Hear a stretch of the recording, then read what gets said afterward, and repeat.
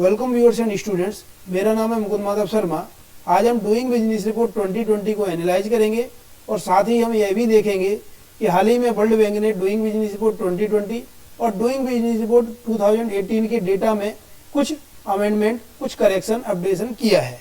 तो इस करेक्शन और अपडेशन से कौन कौन से देशों की रैंकिंग में क्या क्या परिवर्तन आया है यह देखेंगे।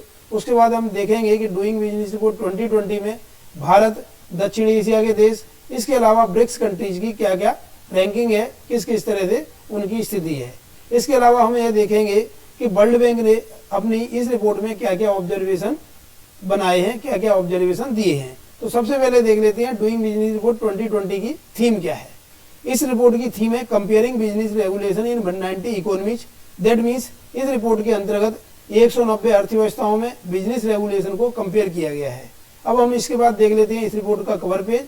इस रिपोर्ट का कवर पेज जैसा कि आप देख रहे हैं, इस रिपोर्ट की जो मेन हेडिंग है वह है डूइंग बिजनेस 2020 और इसकी जो मेन थीम है वह है comparing business regulation in 190 economy और इसको world bank group annually release करता है।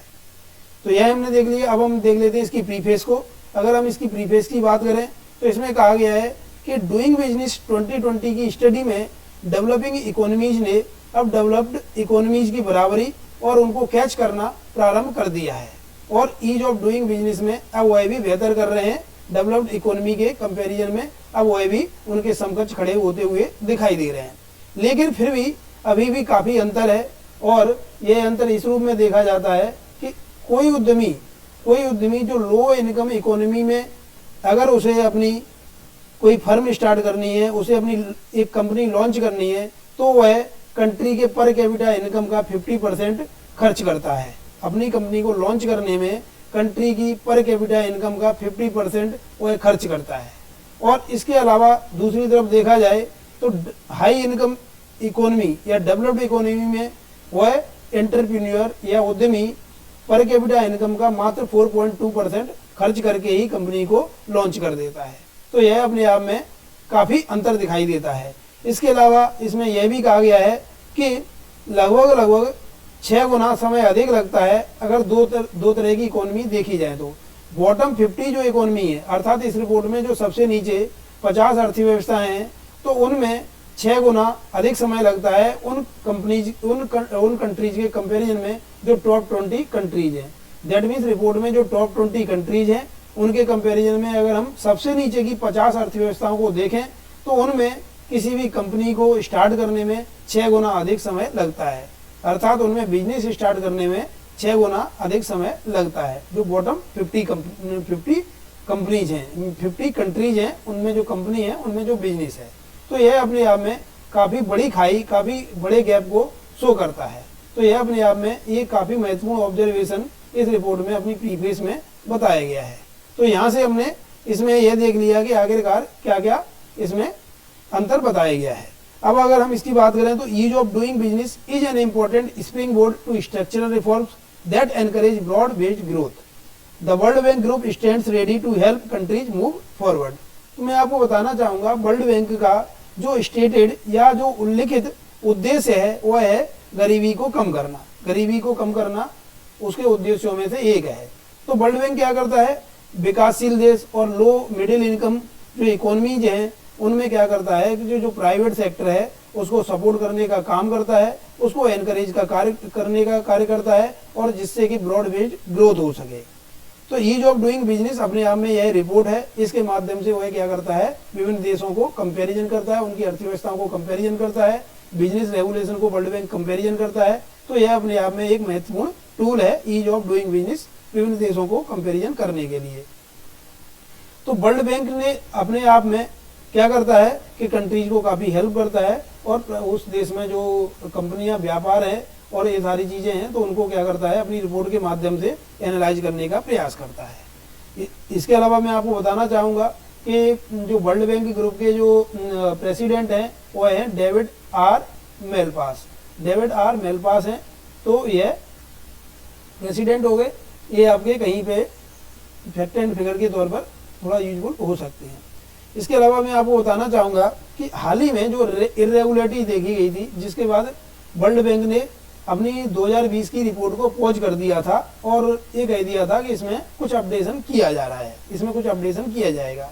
तो मैं आपको इसके संबंध में इसकी पृष्ठभूमि बताना चाहूँगा कि आखिरकार यह बात कैसे आई। तो मैं आपको बताना चाहूँगा कि कई मेजर न्यूज़पेपर्स जैसे financial times, the economist, the wall street journal, ये अपने आप में महत्वपूर्ण पेपर या जर्नल हैं।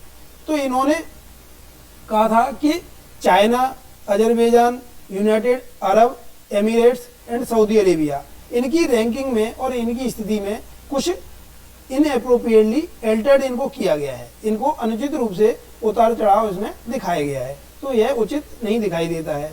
तो इसको क्या हुआ कि वर्ल्ड बैंक ने अपने संज्ञान में लिया। आखिरकार क्या ये सारी चीज़ें सत्यता है, क्या सत्यता है? तो वर्ल्ड बैंक ने क्या किया, इंटरनल ऑडिटर के माध्यम से इसका ऑडिट कराया और देखा कि आखिरकार इसमें कितनी सत्यता है। तो 2018 और 2020 दोनों की रिपोर्ट को एनालाइज किया गया कि आखिरकार इसमें क्या करेक्शन, क्या अपडेशन की गुंजाइश है। तो वर्ल्ड बैंक ने क्या किया, 27 अगस्त 2020 को अपनी रिपोर्ट को डूइंग बिजनेस जो पब्लिकेशन था उसको कुछ समय के लिए पॉज कर दिया और उसको कुछ समय के लिए रोक दिया। हालांकि यह रिपोर्ट तो 2019 में ही पब्लिश हो चुकी थी, एक साल पहले ही पब्लिश हो जाती है। जैसे 2020 की रिपोर्ट है तो वह 2019 में पब्लिश हो गई थी। इसके अलावा अगर देखें तो 2018 के जो डेटा आए थे, 2018 की जो रिपोर्ट आई थी वह 2017 में ही पब्लिश हो चुकी थी, तो एक साल पहले ही पब्लिश हो जाती है। तो हालांकि 27 अगस्त 2020 को वर्ल्ड बैंक ने अपनी रिपोर्ट को पॉज कर दिया, कुछ समय के लिए रोक दिया और कहा कि इसको इंटरनल ऑडिटर के माध्यम से इसको पहले एक बार चेक कराया जाएगा, फिर इसमें कुछ संशोधन किए जा सकते हैं। While it conducts a review of data changes for the last 5 reports and an internal audit of data integrity, तो इसने अपनी कुछ रिपोर्ट्स को ऑडिट कराया और internal audit of data integrity इन्होंने चेक कराई। तो डेटा इंटीग्रिटी के लिए इन्होंने इंटरनल ऑडिट कराया वर्ल्ड बैंक ने। तो यहाँ से काफ़ी महत्वपूर्ण बातें निकल कर आई और आखिरकार क्या परिवर्तन उन्होंने किए, तो इसको भी हम देख लेते हैं। अगर हम बात करें तो नई रिपोर्ट के साथ जैसे ही वर्ल्ड बैंक आया तो वर्ल्ड बैंक ने कुछ अपने ऑब्जर्वेशन बताए। इसने चाइना की रैंकिंग जो पहले बहुत अच्छी दिखाई गई थी उसको 7 स्थानों तक उसको गिराया गया, 7 स्थानों तक गिराया और जो पहले रैंकिंग 78 हुआ करती थी अब वह रैंकिंग 2018 की रिपोर्ट में इसको कर दिया गया 85। 2018 की रिपोर्ट में किया गया 85, ध्यान दीजिएगा। और चाइना के अलावा अगर हम देखें तो कुछ देशों की रैंकिंग में उसने और परिवर्तन किया और यह 2020 की रिपोर्ट में परिवर्तन किया है। चाइना की रिपोर्ट में 2018 के डेटा में परिवर्तन किया गया है, जबकि सऊदी अरेबिया, यूएई और अजरबैजान के डेटा में 2020 की रिपोर्ट में परिवर्तन किया है। तो इसको थोड़ा सा विशेष ध्यान रखिएगा। ओके, अगर हम बात करें क्या परिवर्तन किया गया है तो क्या परिवर्तन किया गया है इसको हम देख लेते हैं कि after correcting the irregularity China doing business 2018 score is 64.5। अब इसका जो स्कोर है 2018 की रिपोर्ट के अनुसार वह हो जाएगा 64.5।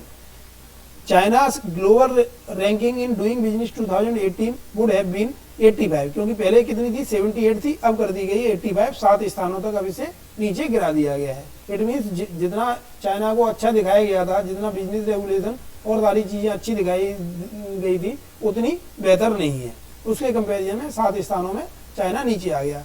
इसके अलावा और भी रिव्यू किया गया तो यूएई की जो रैंक थी उसे अनचेंज पाया गया 2020 की रिपोर्ट में। ध्यान दीजिएगा 2020 की रिपोर्ट में ये यूएई के को अनचेंज किया गया, इसमें कोई परिवर्तन नहीं किया गया। इसके अलावा कुछ मार्जिनल परिवर्तन किया गया सऊदी अरेबिया की रैंकिंग में। वह पहले जो रैंकिंग 62 थी अब उस रैंकिंग को थोड़ा सा गिरा दिया गया 63। दैट मीन्स 2020 की रिपोर्ट में अब सऊदी अरेबिया की भी स्थिति जो पहले जितनी बेहतर दिखाई गई थी उसमें कुछ परिवर्तन किए गए हैं। ओके, तो इसमें कुछ परिवर्तन किए गए हैं। जो पहले रैंकिंग 62 थी अब उसे कितना कर दिया गया है, अब उसे कर दिया गया है 63। अब हम आगे आ जाते हैं कि आगे क्या स्थिति है। आगे के कुछ ऑब्जर्वेशन अगर हम और देखें तो अजरबैजान की रैंकिंग की बात करें तो अजरबैजान की रैंकिंग पहले 34 पब्लिश की गई थी। जो 2020 की रिपोर्ट पब्लिश की गई थी शुरुआत में तो उसकी रैंकिंग 34 दिखाई गई थी, लेकिन अब जो रैंकिंग दिखाई गई है अब उसे 28 कर दिया गया है। दैट मीन्स कि अजरबैजान की स्थिति अब काफ़ी सुधरी हुई दिखाई गई है, 6 रैंकिंग अब वह ऊपर आ गई है। यह अजरबैजान वही है जो अजरबैजान और आर्मीनिया के बीच में अभी हाल में युद्ध हो रहा था नगोर्नो काराबाख क्षेत्र में, तो यह वही अजरबैजान है, उसी अजरबैजान की हम बात कर रहे हैं। उसकी स्थिति में सुधार हुआ है, 34 रैंक से अब वो है 28 रैंक आ गई है 2020 की रिपोर्ट में। ध्यान दीजिएगा, चाइना की रिपोर्ट में 2018 में चेंज किए गए हैं, लेकिन अन्य देशों की रैंकिंग में 2020 में चेंज किए गए हैं, 2020 की रिपोर्ट में चेंज किए गए हैं। तो जो रिव्यू प्रोसेस थी, तो रिव्यू प्रोसेस की बात करें तो the review process did not identify any further specific data irregularities beyond these affecting these 4 countries as prescribed in this document. तो इस डॉक्यूमेंट में जो 4 कंट्रीज के डेटा में परिवर्तन किया गया, चाइना के डेटा में 2018 में, और अन्य कंट्रीज की जो 3 कंट्रीज हैं, कौन कौन से, सऊदी अरेबिया, यूएई और अजरबैजान, इनकी जो रैंकिंग है उसमें 2020 में परिवर्तन किए गए। ये 4 ही कंट्रीज हैं जिसमें इरेगुलरिटी पाई गई, और यूएई तो अनचेंज ही रहा, तो एक तरह से इन कंट्रीज में ही इरेगुलरिटी पाई गई, इनका चेंज किया गया। अब हम देख लेते हैं डूइंग बिजनेस रिपोर्ट 2020 को सामान्य रूप से देख लेते हैं, जो रिपोर्ट पब्लिश की गई है, तो उसमें भारत की स्थिति क्या है और अन्य देशों की क्या स्थिति है, एक आउटलाइन हम देख लेते हैं और समझ लेते हैं कि किस तरह से यह रिपोर्ट निकाली जाती है। तो डूइंग बिजनेस इंडेक्स को देखें तो टॉप 10 कंट्रीज की बात करें तो टॉप 10 कंट्रीज को केवल हमें याद नहीं करना है बल्कि एनालाइज करना है। तो न्यूजीलैंड और सिंगापुर 2 ऐसे देश थे जिनकी 2018, 19, 20 तीनों में रैंकिंग सेम रही है। That means New Zealand first rank में रहा है 2018, 19 और 20 में, और सिंगापुर की रैंक लगातार 2 रही है 2018 से।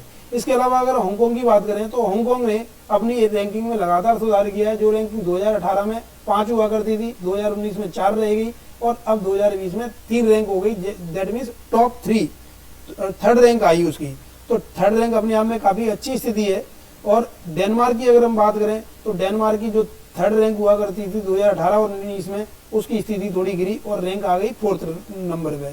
इसी तरह से अगर हम देखें साउथ कोरिया की, तो साउथ कोरिया की रैंक जो 4th थी 2018 में, वह गिर कर 2019 और 20 में 5वीं रैंक रह गई। 2019 और 20 में कौन सी रैंक रहेगी, 5वीं रैंक रहेगी। तो इस तरह से अगर इसकी स्थिति को देखें साउथ कोरिया की, तो साउथ कोरिया की 2018 की कंपेरिजन में स्थिति में गिरावट हुई, 2019 और 20 में यह कांस्टेंट स्थिति रही है। अब अगर हम यूनाइटेड स्टेट्स ऑफ अमेरिका या यूएस की बात करें या अमेरिका की बात करें, तो उसकी जब हम बात करते हैं तो 6वीं रैंकिंग थी 2018 में, 2019 में रैंक गिरी 8वीं और फिर इसमें सुधार करते हुए 6वीं रैंक आ गई। जॉर्जिया की बात करें तो जॉर्जिया की रैंक 2018 में 9 थी, उसके बाद इसने सुधार किया, 6वीं रैंक आई, उसके बाद थोड़ा सा हल्का सा फिर गिरावट हुई, फिर 7th रैंक आ गई जॉर्जिया की 2020 में। यूनाइटेड किंगडम की बात करें तो यूनाइटेड किंगडम की रैंक 2018 में 7 थी, 2019 में 9 और 2020 में इसने सुधार किया, 8वीं रैंक आ गई। नॉर्वे की अगर हम बात करें तो नॉर्वे की जो रैंक 2018 में 8 थी, वह 2019 में 7 हो गई, सुधार किया, फिर उसके बाद फिर गिरावट हो गई, 9वीं रैंक आ गई। स्वीडन की बात करें तो स्वीडन की रैंक 2018 में 10 थी, 2019 में 12 हो गई, गिर गई, और फिर उसके बाद 2020 में फिर 10 हो गई स्वीडन की। तो आपने देखा होगा कि ह्यूमन डेवलपमेंट रैंकिंग में ये नॉर्वे, स्वीडन वगैरह ऊपर रहते हैं, लेकिन अभी इसमें नीचे 9वें 10वें स्थान पर आपको दिखाई देते हैं डूइंग बिजनेस रिपोर्ट में। तो डूइंग बिजनेस रिपोर्ट या ईज ऑफ डूइंग बिजनेस के मामले में हमने ये स्थिति देखी और इसकी इस तरह से हमने एनालाइज किया कि कुछ देशों ने तो काफ़ी सुधार किया है। जैसे अगर देखें कांस्टेंट की बात करें तो न्यूजीलैंड और सिंगापुर पहले और दूसरे स्थान पर रहे लगातार। हांगकांग ने काफ़ी अच्छा सुधार किया, 2018 से लगातार सुधार किया और अब यह थर्ड रैंकिंग पे है। इस तरह से हमने कुछ कुछ सुधार देखे, कुछ कुछ जो है एनालिसिस इस आधार पर हमने करी।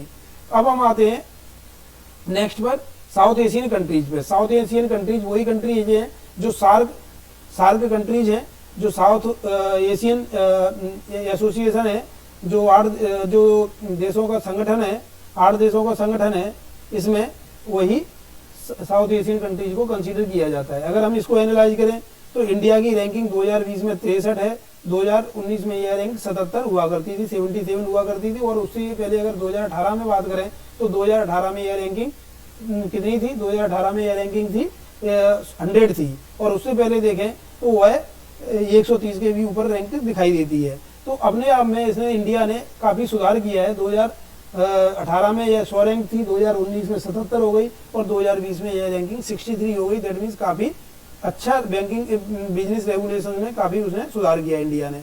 पाकिस्तान की बात करें तो पाकिस्तान की 136वीं रैंक हुआ करती थी 2019 में, अब यह रैंकिंग 108 हो गई है। पर मुझे तो समझ में नहीं आता कि पाकिस्तान ने ऐसा क्या सुधार कर लिया जो 136 से 108 में सुधार कर लिया। हो सकता है कि कुछ चीज़ें मेरी नज़र में ना हो, लेकिन मुझे थोड़ी ये समझ से परे लगता है। नेपाल की अगर बात करें तो 110वां स्थान था इसका 2019 में, इसने काफी अच्छा सुधार किया और 94th पोजीशन पे आ गया।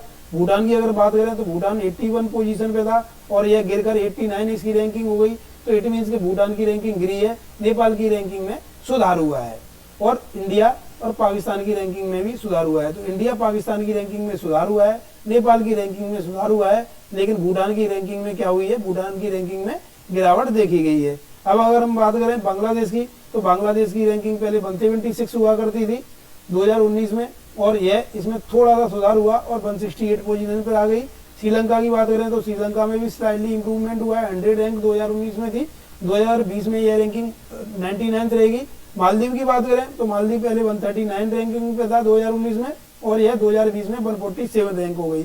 अफगानिस्तान की बात करें तो 167 2019 में थी, उसके बाद गिरकर 173 हो गई। तो अब हम यहाँ से साउथ एशियन कंट्रीज की अगर एनालिसिस करें कि कौन सा कंट्री डूइंग बिजनेस रैंकिंग में सुधार किया है और किसमें गिरावट देखी गई है, तो हम सबसे पहले देख लेते हैं कि सुधार कौन कौन से देशों ने अपनी रैंकिंग में किया है। तो इंडिया, पाकिस्तान, नेपाल इन्होंने सुधार किया है। इसके अलावा बांग्लादेश ने भी सुधार किया है, श्रीलंका ने भी सुधार किया है और देशों ने देखा जाए तो मालदीव, अफगानिस्तान और भूटान की रैंकिंग में क्या डिक्लाइन देखा गया है। मालदीव, अफगानिस्तान इनकी में भी डिक्लाइन देखा गया है, नीचे की तरफ इनकी रैंकिंग गिरी है। तो यह अपने आप में परिवर्तन दिखाई देता है। इंडिया, पाकिस्तान, नेपाल, बांग्लादेश, श्रीलंका ने अपनी रैंकिंग में सुधार किया है, लेकिन भूटान, मालदीव और अफगानिस्तान ने अपनी रैंकिंग में गिरावट दर्ज की है 2019 के कंपैरिजन में। अब यहाँ तक हमने एनालिसिस किया अच्छे से, फैक्ट को रटना नहीं है बल्कि हमको समझना है और एनालाइज करना है, जिससे हम प्रीलिम्स में तो यूज करें ही करें, इस डेटा को हम यूपीएससी के और स्टेट बीएससी के मेंस में भी यूज कर सकें। अब अगर हम बात करें ब्रिक्स कंट्रीज की तो ब्रिक्स कंट्रीज में Brazil, Russia, India, China and South Africa है। साउथ अफ्रीका इस ऑर्गेनाइजेशन का सबसे बाद में पार्ट बना था, इस ग्रुप का सबसे बाद में पार्ट बना था। इसका पहला सम्मेलन एक्टनबर्ग में हुआ था। अगर हम 2009 में अगर हम बात करें ब्राजील की रैंकिंग की तो ब्राजील की रैंकिंग 2020 में 124 है, 2019 में यह 109 थी। इट मीन्स कि इसने अपनी रैंकिंग में गिरावट देखी है, ब्राजील की रैंकिंग में गिरावट आई है। रसिया की रैंकिंग अगर देखें तो पहले 31 रैंकिंग थी, अब इसमें सुधार देखा गया है, अब रैंकिंग ये ऊपर की तरफ गई है। अब आप ये मत सोचिएगा कि पहले 31 थी अब 28 हो गई तो अब इसमें तो कमी हुई है, लेकिन रैंकिंग में सुधार हुआ है।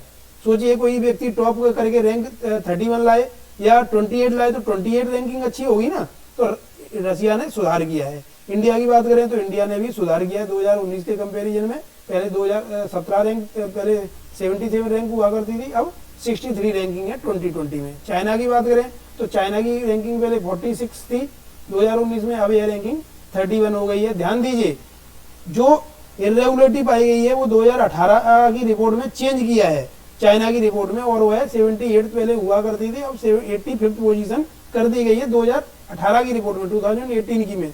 लेकिन चाइना की जो रैंकिंग है 2020 में उसमें परिवर्तन नहीं किया गया, वो है 31 रैंक जब रिपोर्ट पब्लिश की गई थी तब भी है और अभी भी यही रैंकिंग है।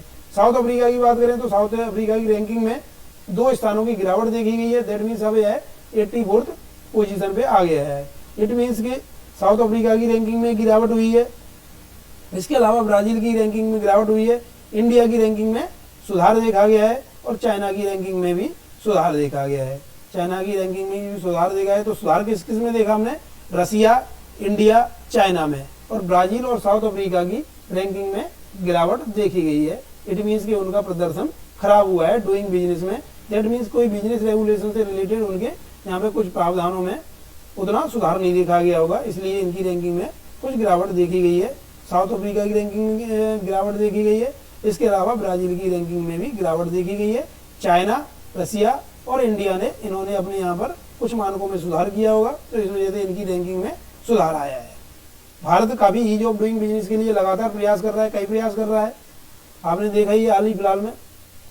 अब अगर हम बात करें डूइंग बिजनेस ग्रुप्स की तो इनको कुछ कैटेगरी में डिवाइड किया गया, जैसे वेरी इजी, मीडियम और बिलो एवरेज। तो जो भी इंडेक्स हैं, जो भी जितने भी कंट्रीज हैं, उनको ये सारे स्थानों में बांटा गया है, ये सारे ग्रुप्स में बांटा गया है। कुछ देश ऐसे हैं जो वेरी इजी में रखे गए हैं डूइंग बिजनेस में, कुछ ऐसे देश हैं जो इजी में रखे गए हैं, कुछ मीडियम में और कुछ बिलो एवरेज में रखे गए हैं, जिनका प्रदर्शन काफी खराब है वह बिलो एवरेज में रखे गए हैं।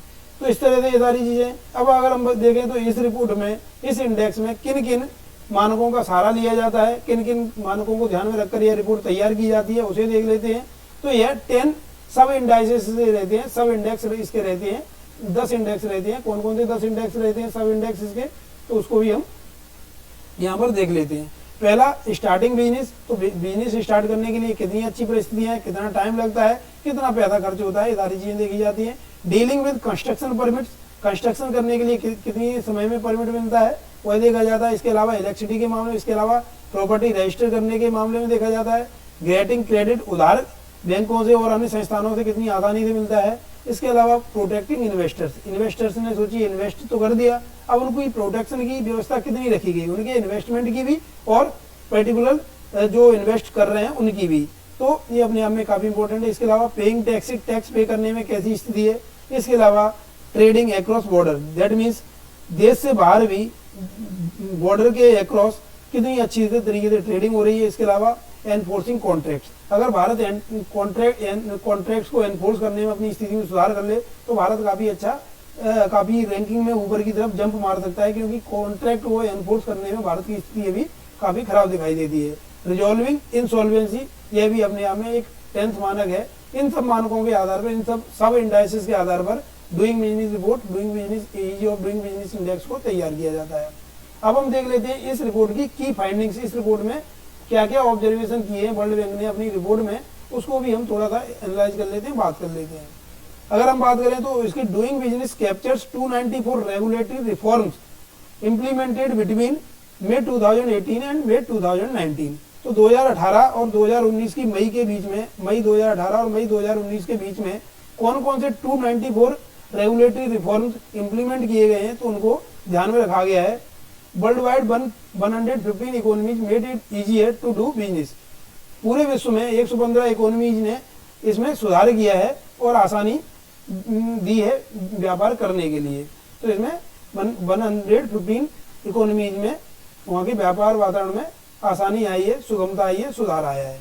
इसके अलावा the economies with the most notable improvement in doing business 2020, इसमें कुछ देशों ने अच्छा सुधार किया है, जैसे Saudi Arabia, Jordan, Togo, Bahrain, Tajikistan, Pakistan, Kuwait, China, India, Nigeria. इन देशों ने क्या किया है रैंकिंग में, डूइंग बिजनेस रैंकिंग में और वैसे भी रेगुलेटरी रिफॉर्म्स करने में काफी अच्छा काम किया है इन देशों ने। तो यह अपने आप में एक ऑब्जर्वेशन काफी महत्वपूर्ण है। इसके अलावा एक ऑब्जर्वेशन यह भी किया गया है कि जो सब सहारन कंट्रीज हैं और जो लैटिन अमेरिकन कंट्रीज हैं, इनमें कुछ विशेष सुधार नहीं किया गया। एंड कैरिबियन जो कंट्रीज हैं वह लगातार अपने रिफॉर्म्स के मामले में लैग किए हैं, पीछे रहे हैं। केवल 2 ऐसे सब सहारन अफ्रीकन इकोनॉमीज हैं जो टॉप 50 इकोनॉमी में अपना स्थान बनाए हैं, ईज ऑफ डूइंग में स्थान बनाए हैं। No Latin American economies rank in this graph, कोई भी टॉप 50 में कोई भी लैटिन अमेरिकन कंट्री नहीं है। While economic reasons are the main drivers of reform के लिए सबसे मेन ड्राइवर तो इकोनॉमिक रीजन्स होते ही हैं, लेकिन साथ ही साथ यह भी कहा गया है कि जो नेबरिंग इकोनॉमीज हैं उनमें किस तरह से एडिशनल सुधार किया जा रहा है, रेगुलेटरी चेंज किया जा रहा है, उसका भी किसी पर्टिकुलर देश में बड़ा अंतर पड़ता है। इसके अलावा इसमें यह भी ऑब्जर्वेशन किया गया है कि 26 economies became less business friendly, that means कि बिजनेस फ्रेंडली उनमें एनवायरनमेंट नहीं है, उनमें थोड़ा एनवायरनमेंट खराब हुआ है 26 इकोनॉमीज में, लेकिन अन्य में तो सुधार हो रहा है। लेकिन 26 इकोनॉमीज में क्या हुआ है, उन्होंने खराब स्थिति की है, लेस बिजनेस फ्रेंडली बने। इट मीन्स कि बिजनेस फ्रेंडली नहीं है, बिजनेस के लिए वो एक तरह से प्रतिकूल वातावरण वहाँ पे बना है। इसके अलावा बात करें कि 30 रेगुलेटरी चेंजेस के सेंस में देखें तो इसमें कुछ कमियां रही हैं 26 इकोनॉमीज में, और इफिशिएंसी एंड क्वालिटी रेगुलेशन में लगातार इन देशों में कमी देखी गई। 26 economies became less business friendly introducing 31 regulatory changes. Okay, तो यहाँ तक चीजें आपको क्लियर हो गई होंगी। ये मैंने इंपॉर्टेंट आपको ऑब्जर्वेशन बता दिए कि कौन कौन से ऑब्जर्वेशन वर्ल्ड बैंक ने अपनी रिपोर्ट में किए हैं। तो यह डेटा एक तरह से काफी मार्गदर्शन रहता है सभी देशों के लिए। Thanks for watching, please like, comment, share and subscribe to my channel and don't forget to press on bell icon. उम्मीद करता हूँ कि आपको पसंद आया होगा। Thank you.